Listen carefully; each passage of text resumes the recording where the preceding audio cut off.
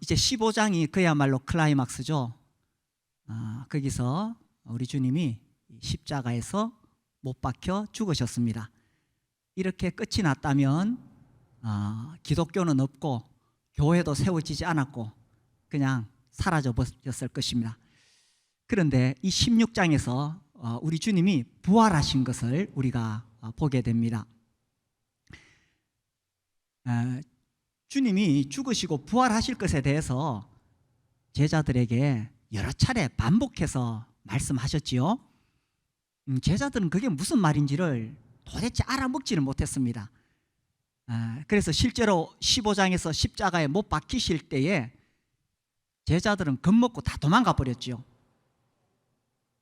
그러나 16장에서 우리 주님 부활하셨습니다. 그래서 주님이 말씀하신 것이 어떻게 역사적으로 이루어졌는가를 사복음서에서 명확하게 증언하고 있습니다. 기록하고 있습니다.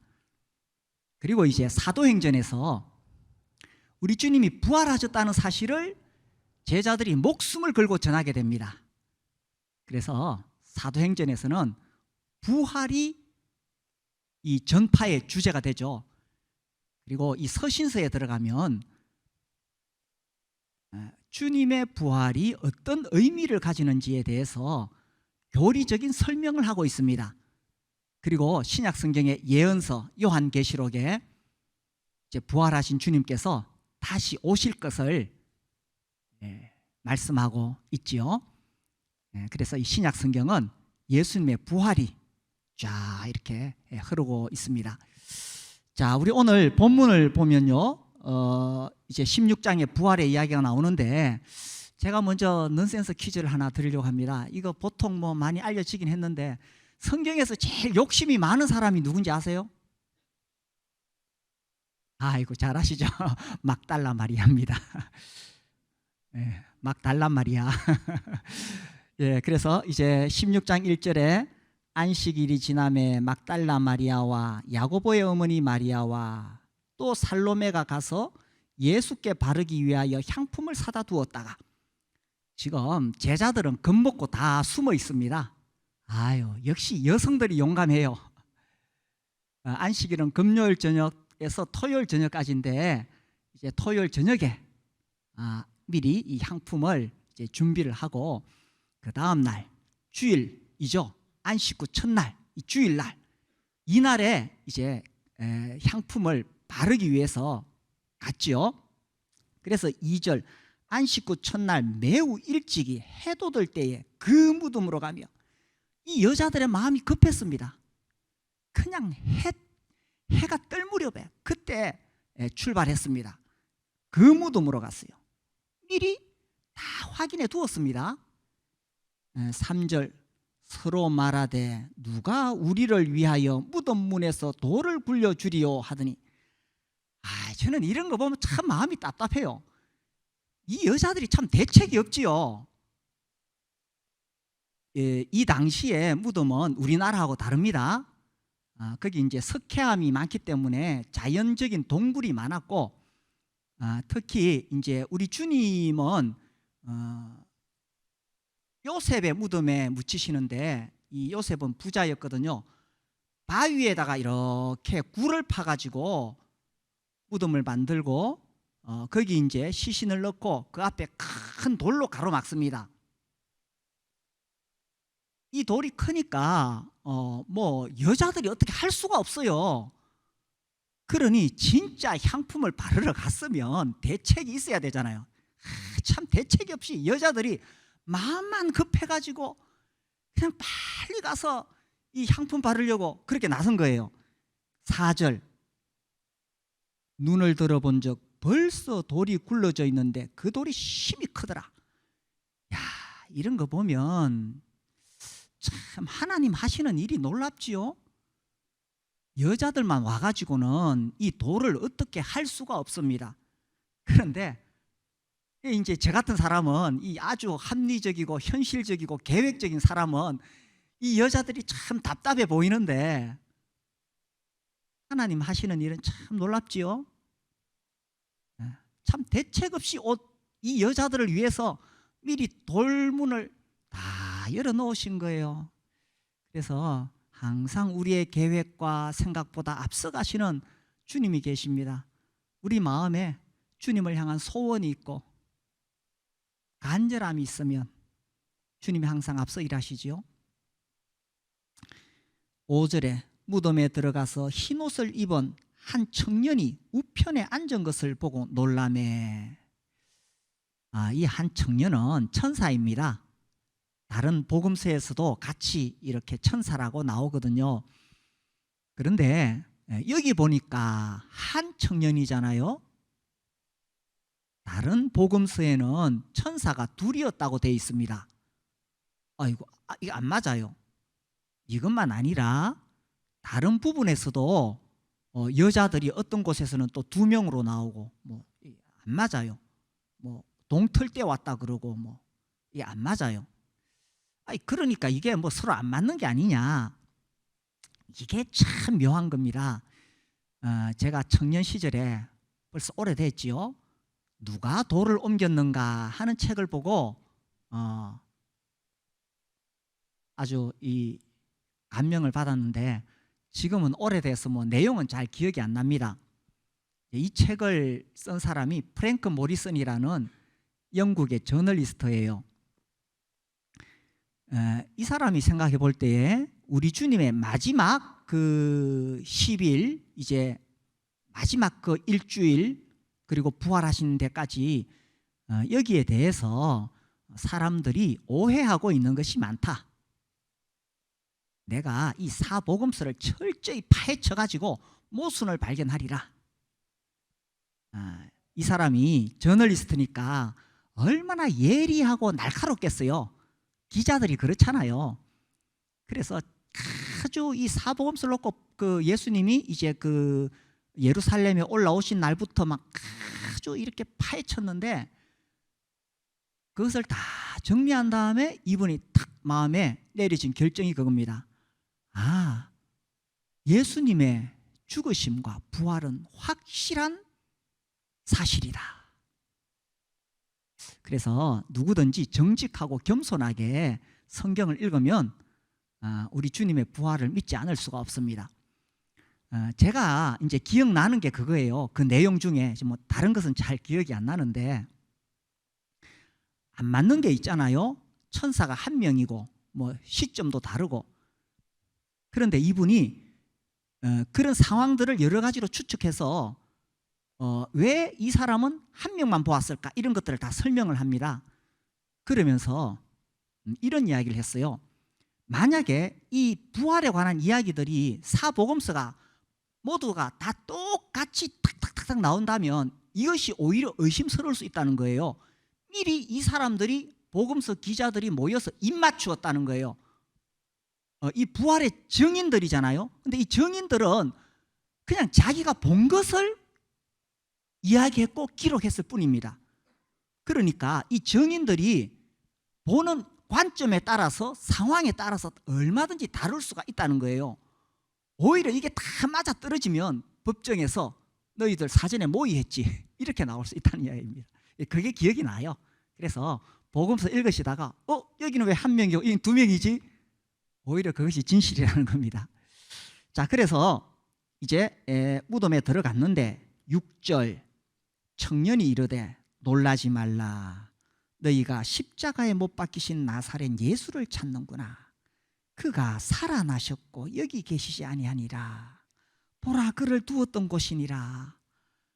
야, 얼마나 놀랐을까요? 십자가에 못 박힌 나사렛 예수 죽었잖아요. 죽은 예수 찾는구나. 죽은 예수 없어.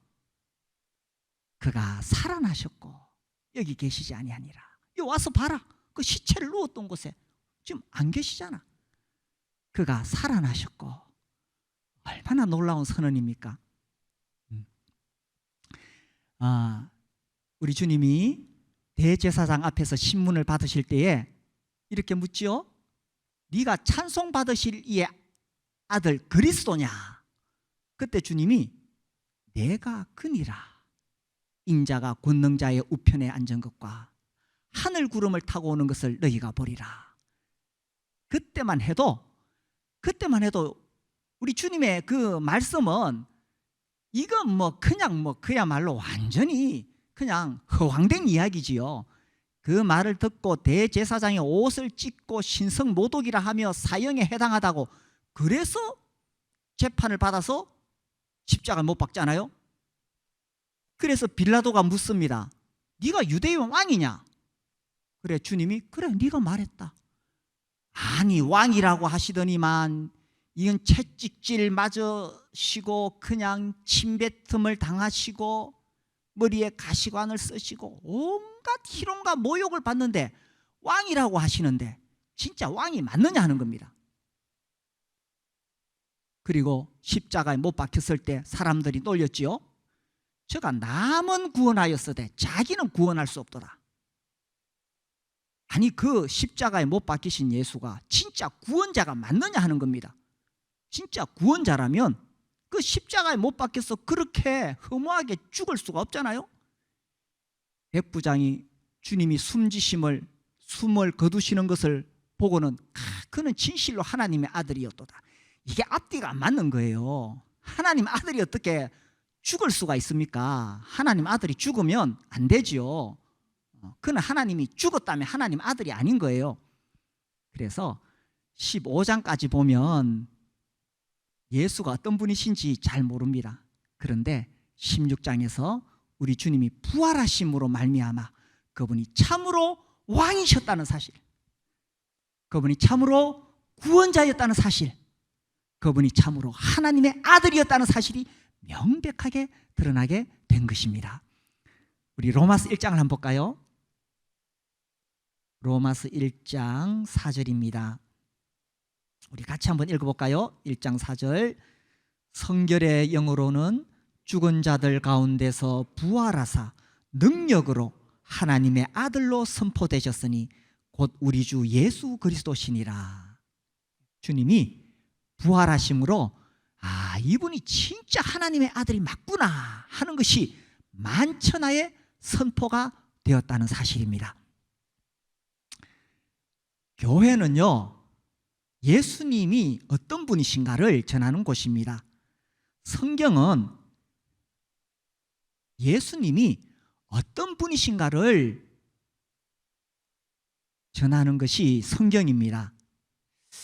교회를 10년을 다니고 20년을 다녀도 예수님이 어떤 분이신지 그 예수님을 인격적으로 만나지 못했다면 아직 교회를 모르는 겁니다. 기독교를 모르는 겁니다. 아직 성경을 모르는 겁니다. 요한복음 5장 39절, 너희가 성경에서 영생을 얻는 줄 생각하고 성경을 연구하거니와 이 성경이 곧 내게 대하여 증언하는 것이다. 주님이 그렇게 말씀하셨습니다. 그래서 성경은 예수님에 대한 이야기입니다. 그래서 이 성경이 이제 내가 성경을 공부하겠다, 성경에서 무슨 심오한 철학을 찾고 무슨 깊은 사상을 발견하고 이 종교적 교리를 공부할 수 있습니다. 그렇게 해서 기독교라는 어떤 종교를 알 수는 있겠지요. 그러나 예수님을 인격적으로 만나지 못했다면 아직 성경을 모르는 겁니다. 왜? 성경은 예수님에 대하여 증언하는 책이기 때문이지요. 이게 이제 다른 종교하고 다르다고 제가 자주 말씀드리지요. 다른 종교, 불교나 이런 종교는 그 창시자의 가르침이 중요합니다. 그 창시자가 무엇을 가르쳤는가, 그의 사상, 그의 철학이 중요하지요. 물론 예수님의 가르침이 중요합니다만은 더 중요한 것은 뭐냐? 예수 그리스도 그분이 누구냐가 더 중요합니다. 왜? 성경은 예수님에 대해서 말씀하고 있기 때문에. 그런데 사람들이 성경을 그렇게 연구하고 하면서도 왜 예수님을 못 만났느냐? 이게 자기가 죄인인 줄을 몰라서 그런 거예요. 그러니 자기가 높은 자리에 앉아서 성경을 분석하고 성경을 위에서 내려다보면서 연구하니 예수님을 만날 수가 없는 거지요. 죄인인 우리에게 필요한 것은 어떤 사상 철학이 아닙니다. 죄인인 나에게 필요한 것은 구원자가 필요하다는 거예요. 그 구원자가 누구냐? 바로 예수 그리스도시지요. 그래서 우리가 이제 예수님이 어떤 분이신가를 그분의 부활을 통해서 드디어 깨닫게 되었습니다. 그분은 참으로 왕이시지요. 우리 고장난 인생, 나는 내가 주인이 되어서 내 인생 마음대로 살 수 있다고 생각하지만 살아보셨잖아요. 인생이 내 마음대로 안 됩니다. 정말 내 인생을 다스려 주시고 내 인생을 인도하실 왕이 필요합니다. 그분이 예수님이시죠. 그리고 우리 죄인이잖아요. 죄인인 우리에게 나를 이 죄에서 건져주실 구원자가 필요합니다. 우리 주님이 십자가에서 피 흘리심으로 내 죄를 다 씻어주시고 또 이제 내 안에 오셔서 이 죄를 이길 수 있는 힘을 주시지요. 그리고 우리 인간이요, 다 잘난 척하고 뭐 큰소리 치지만 막상 죽음 앞에 가봐요. 병원에 가서 아이고 암이네요, 6개월 남았습니다. 그 순간 모든 것이 다 무너집니다. 죽음 앞에 어쩔 수 없는 한계 상황에 있는 인간에게 영원한 생명을 주실 수 있는 분이 하나님 아들 예수 그리스도시죠. 그래서 왕이시며 구원자이시며 하나님 아들이신 그분을 우리는 주님이라고 부릅니다. 주님이 무슨 뜻입니까? 주인님, 나의 구세주, 주님이라고 우리는 부릅니다. 우리 가운데 아직도 예수 그리스도를 나의 주인으로 모시지 못한 분이 계시다면 이분을, 예수님을 모시게 되기를 바랍니다. 이분을 인격적으로 모시는 거예요. 내가 어떤 기독교의 사상을 이해하는 게 아닙니다. 성경의 어떤 내용을 내가 이해하는 거, 이게 아닙니다. 제가 대학 다닐 때 이 선교 단체에 있는 친구들, CCC나 내비게이터 있는 친구들 만나면은 묻는 질문이 그래요. 너는 언제 예수 그리스도를 인격적으로 만났니? 그 선교 단체 친구들이 다 그래 묻더라고요. 그게 무슨 말입니까? 네가 성경의 구원론을 어떻게 이해했니? 이거 아닙니다. 너의 참된 왕이요 구원자요 하나님의 아들이신 너의 주인이신 예수 그리스도를 네가 인격적으로 마음에 모시고 그분을 섬기고 살아가고 있느냐? 언제부터 그렇게 시작했니? 그걸 묻는 거예요. 그래서 혹 아직 예수님을 모시지 못한 분이 계시다면 그 예수님을 나의 주인으로 모실 수 있게 되기를 바랍니다. 자, 부활하신 우리 주님은 사람들을 만나셔야 되잖아요. 그래서 본인이 부활하셨다는 것을 이제 보여주셔야 되잖아요. 그 예수님을 따르던 사람들이 얼마나 낙심하고 슬퍼했겠습니까? 죽음 앞에서는 그냥 끝인 거예요. 죽음 앞에 모두 주저앉아 있고 두려워서 떨고 있을 때에 우리 주님이 누구를 제일 먼저 만나 주셨어요? 야, 이거 흥미롭지 않습니까? 그렇죠. 부활하신 주님이 가장 먼저 만나 주신 사람, 굉장히 의미가 깊지 않을까요? 무슨 대단한 사람을 만났어야 되지 않을까요? 그가 누굽니까? 9절에 나옵니다. 자, 9절 같이 읽어볼까요? 시작. 예수께서 안식 후 첫날 이른 아침에 살아나신 후 전에 7 귀신을 쫓아내어 주신 막달라 마리아에게 먼저 보이시니, 누구를 제일 먼저 만나 주셨느냐? 막달라 마리아입니다. 저는 오래전에 이 성경 읽으면서 먼저에다가 동그라미를 딱 쳐놨거든요. 이 굉장히 의미 있잖아요. 처음 만나 주셨으니까. 그래서 찾아봤어요. 왜 수많은 사람들 중에 막달라 마리아를 가장 먼저 만나셨을까? 먼저 여기 딱 9절에 보니까 이 여인은 어떤 여인이었습니까?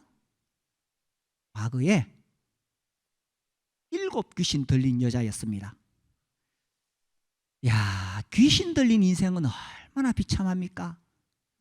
거기다가 7 귀신 들렸으니 이 여자는 얼마나 사는 것도 힘들고 죽지도 못하고 귀신이 그 영혼을 계속 공포 속에 집어넣고 몸도 다 망가졌겠지요. 더구나 이 여자로서 제대로 정상적인 사회생활도 할 수 없습니다. 완전히 파괴된 인생. 죽고 싶어도 귀신이 죽도록 내버려 두지 않습니다. 사는 것은 너무 힘듭니다. 이렇게 비참한 인생 살고 있던 그 정말 불쌍한 막달라 마리아에게 주님이 오셔서 귀신을 쫓아내 주셨는 거예요. 얼마나 고맙고 감사하겠어요. 그래서 막달라 마리아는 그때부터 주님을 섬기기 시작했습니다. 누가복음 8장을 볼까요? 여기 보니까 귀신 들린 여자들이 많이 있었습니다. 누가복음 8장 2절, 또한 악귀를 쫓아내심과 병고침을 받은 어떤 여자들 곧 7 귀신이 나간 자 막달라인이라 하는 마리아와 3절에 헤롯의 청지기 구사의 아내 요한나와 수산나와 다른 여러 여자가 함께하여 자기들의 소유로 그들을 섬기더라. 병들었던 여자, 귀신 들렸던 여자들이 고침을 받고 너무 감사해서 주님을 섬겼습니다. 은혜를 아는 사람들이었습니다. 주님이 부활하신 후에 가장 먼저 만나 주신 사람들은 은혜를 아는 사람. 그 중에서도 가장 먼저 만났던 여인은 막달라 마리아. 여기 보니까 막달라 마리아 이름이 가장 먼저 나오지요. 가장 먼저 나옵니다. 이 여인은 정말 자기 인생을 구원해 주신 그 주님이 너무 고맙고 감사해서 다른 여자들과 함께 섬겼는데 제일 먼저 나옵니다. 다시 우리가 마가복음 돌아가 볼까요? 여기 보면은 이 15장에 주님이 십자가에 못 박히시는 그 자리에도 함께 했습니다. 40절, 15장 40절, 멀리서 바라보는 여자들도 있었는데 그 중에 막달라 마리아와 또 작은 야고보와 요새의 어머니 마리아와 또 살로메가 있었으니, 그래서 마지막에 십자가에서 못 박히시는 그 장면까지 따라갔던 여자들입니다. 그 중에서도 막달라 마리아가 가장 이름이 먼저 언급됩니다. 이것은 그녀가 주도적이었다는 거죠. 그리고 무덤을 확인합니다. 47절에 막달라 마리아와 요새의 어머니가 마리아가 예수 둔 곳 무덤을 확인하고 갔습니다. 여기서도 막달라 마리아가 먼저 나오지요. 그 다음에 16장에 우리가 1절 읽었습니다. 막달라 마리아 이름이 가장 먼저 나옵니다.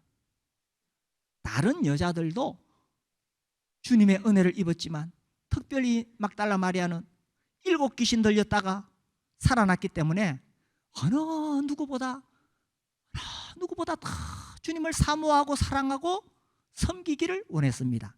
은혜를 아는 여자였습니다. 주님이 그것을 보시고 끝까지 따라오고, 이제 마지막에 이제 요한복음 20장에 잘 나와요. 베드로와 요한은 빈 무덤 보고 그냥 돌아가는데 막달라 마리아는 무덤 앞에서 울고 있었어요. 그래서 주님이 막달라 마리아를 가장 먼저 만나 주셨습니다. 은혜를 아는 여자.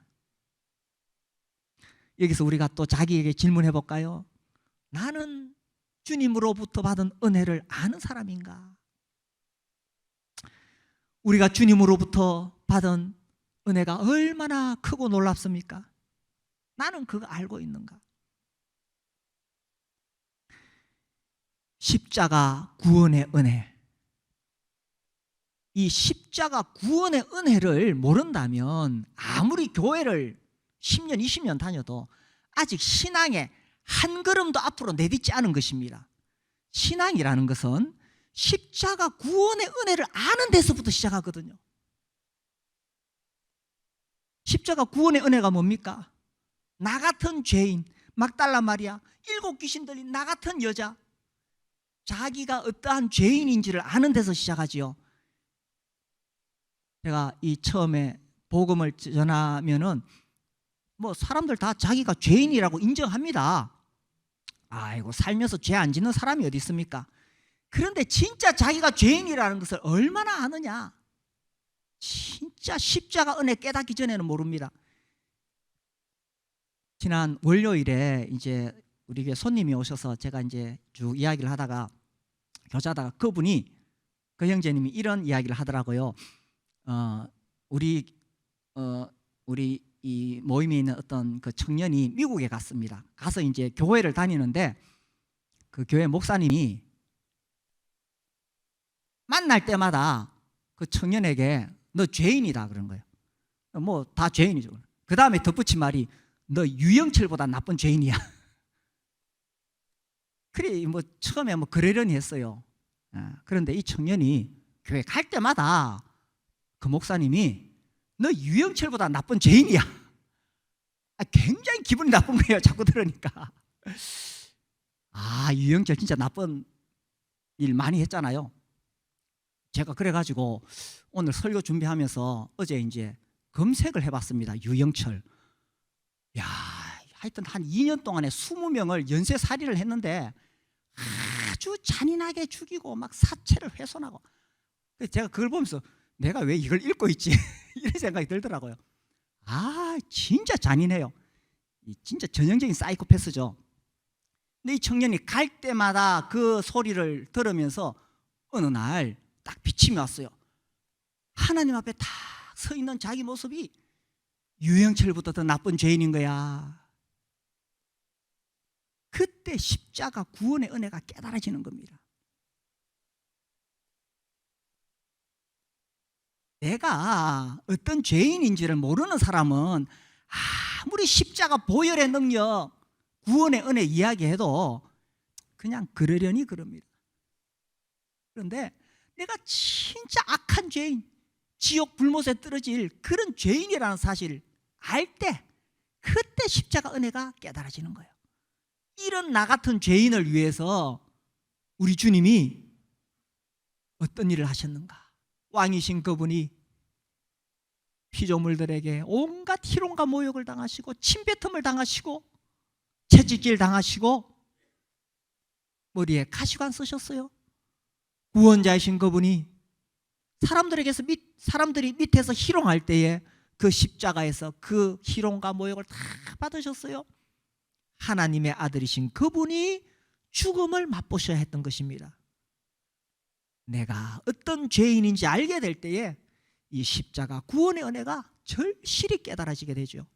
막달라 마리아는 자기가 어떤 인생을 살고 있었는지 예수 만나기 전에 얼마나 비참한 인생이었는지 알고 있었기 때문에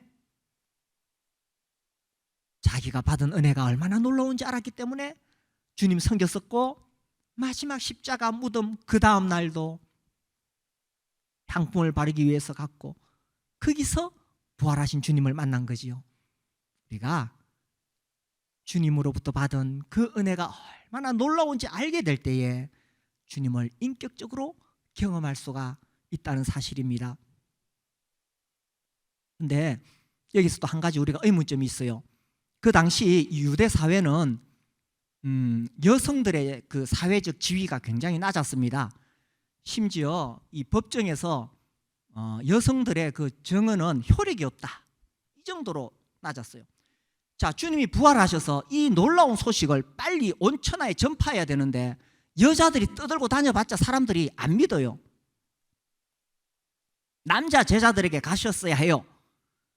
그럼에도 불구하고 주님은 왜 막달라 마리아 여자부터 만나셨을까요? 그 다음에 또 함께 했던 여자들 또 만나거든요. 왜 여자들부터 만났을까요? 주님으로부터 받은 은혜가 얼마나 놀라운지 알았기 때문에. 그래서 내가 주님으로부터 받은 그 은혜가 얼마나 놀라운지 알게 될 때에 우리가 삶 속에서 끝없이 주님을 인격적으로 만나고 경험할 수가 있다는 사실입니다. 주님으로부터 받은 은혜를 우리가 잘 기억하고 우리도 막달라 마리아처럼 정말 끝까지 주님 쫓아가고 사모하고 그렇게 따를 수 있게 되기를 바랍니다. 자, 이렇게 주님의 은혜를 알았던 마리아를 우리 주님이 부활하신 후에 만나 주셨는데 주님의 은혜를 저버리고 도망간 제자들은 어떻게 할까요? 우리 주님은 그래도 그런 사람들도 만나 주신다는 것입니다. 우리 7절 한번 볼까요? 16장 7절 우리 같이 한번 읽어보겠습니다. 1절 시작. 가서 그의 제자들과 베드로에게 이르기를 예수께서 너희보다 먼저 갈릴리로 가시나니 전에 너희에게 말씀하신 대로 너희가 거기서 배우리라 하라 하시니라. 제자들 우리 주님이 붙잡혀 가실 때에 무서워서 다 도망갔습니다. 자기 살겠다고 다 도망갔던 제자들이지요. 그 3년이 넘도록 주님이 제자들과 함께 하시면서 얼마나 많은 은혜와 사랑을 받았어요. 우리 주님이 얼마나 놀라우신 분이신지 얼마나 많이 경험했습니까? 그런데 막상 위험에 처하자 다 도망갔습니다. 진짜 의리가 없지요. 뿐만 아니라 주님이 살아나셨다는 이야기를 듣고도 제자들은 도무지 믿지를 않았습니다. 자, 11절 보십시다. 11절에 그들은 예수께서 살아나셨다는 것과 마리아에게 보이셨다는 것을 듣고도 믿지 아니하니라. 13절 두 사람이 가서 남은 제자들에게 알리었으되 역시 믿지 아니하니라. 아이고, 사실 믿을 수가 없습니다. 아니, 죽은 사람이 어떻게 살아날 수 있겠어요? 믿을 수 없습니다. 아니, 그래도 다른 사람은 못 믿더라도 제자들은 좀 믿어야 안 됩니까? 우리 주님이 얼마나 놀라우신 분이신지 다 봤고, 아니 정말 믿고 싶어 했지 않았겠습니까? 그 놀라우신 주님이 살아나셨기를 이 마음으로라도 믿고 싶어 했지 않겠습니까? 그런데 믿지 않았어요. 왜? 이렇게 마음이 굳어지고 완악해서 지금 겁먹어 가지고 자기도 무슨 붙잡혀 가서 뭐 손해볼까 봐 겁먹어 가지고 이렇게 의리 없고 주님으로부터 그렇게 많은 은혜를 받았지만 그 은혜를 저버린 이런 제자들도 주님이 만나 주신다는 것입니다. 이런 사람도 주님이 만나 주십니다. 그리고 우리가 7절에 보니까 제자들과 그 다음에 누가 또 나옵니까? 베드로. 아니 굳이 제자들이라고 하면 됐지 왜 제자들과 베드로라고 그 이름을 굳이 이렇게 언급했을까요?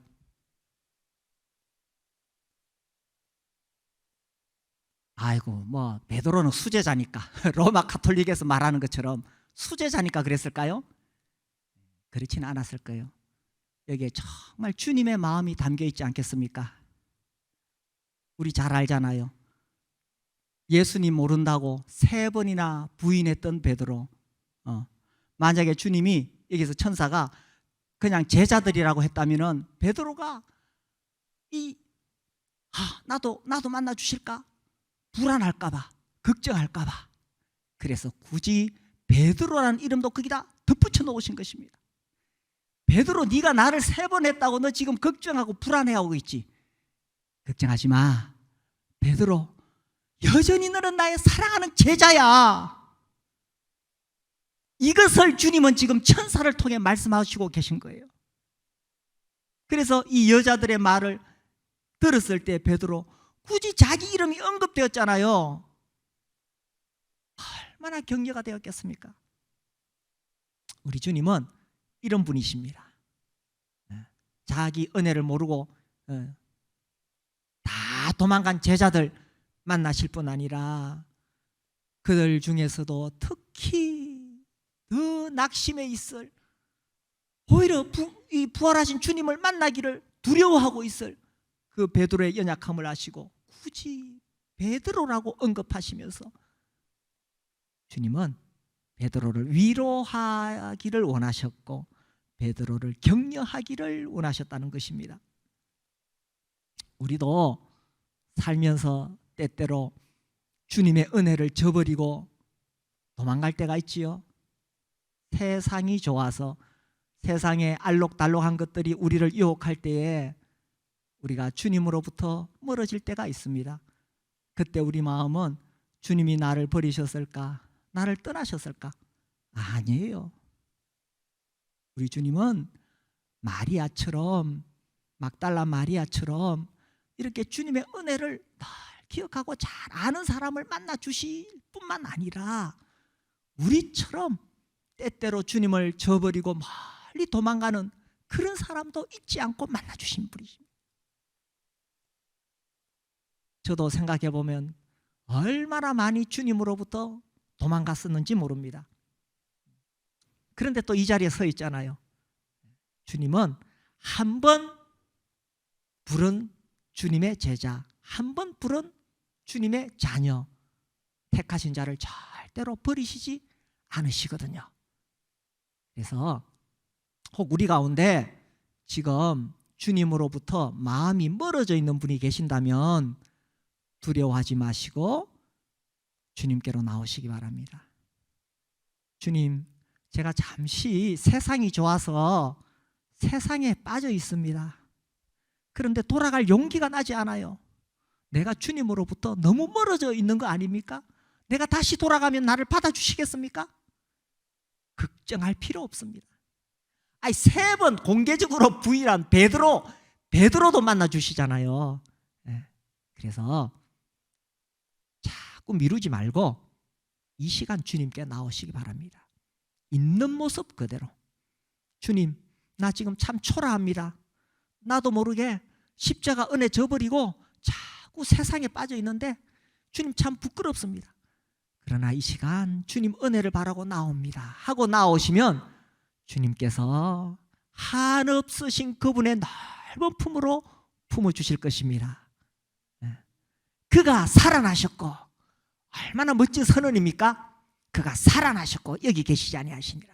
그가 살아나셨고, 그분이 살아나심으로 예수 그리스도께서 어떤 분이신지를 명백하게 보여주셨습니다. 그분은 참으로 왕이십니다. 우리를 강압적으로 지배하시려는 왕이 아니시라 스스로 채찍질 받으시며 모든 고난을 받으시면서 자발적인 순종을 기다리시는 그분은 왕이십니다. 그분이 우리의 삶을 다스리실 때에 우리의 삶이 요동치지 않고 흔들리지 않고 불안하지 않고 안정될 것입니다. 그분 우리의 구원자이십니다. 이제 더 이상 내가 지은 죄 때문에 지옥 갈 걱정 하나도 안 하셔도 됩니다. 십자가의 보혈로 우리의 모든 죄를 다 씻어주셨기 때문에 지옥 갈 걱정 하나도 할 필요 없습니다. 이제는 우리가 천국 소망을 가지고 살아갈 수가 있지요. 그분 하나님 아들이십니다. 죽음 앞에 모든 인간은 좌절할 수밖에 없고 굴복할 수밖에 없지만 사망 권세를 깨뜨리시고 부활하심으로 하나님의 아들로 선포되셨습니다. 우리는 그분을 주님이라고 부릅니다. 그 주님 말씀하시기를 수고하고 무거운 짐진 자들아 다 내게로 오라. 내가 너희를 쉬게 하리라. 이 주님을 나의 주인으로 모셔드리지 않겠습니까? 그리고 그분을 섬기고 사랑하고 또 예수 부활하셨다고 전하면서 그렇게 살지 않으시겠습니까? 이것이 우리의 삶의 목적이 되기를 바랍니다. 기도하겠습니다.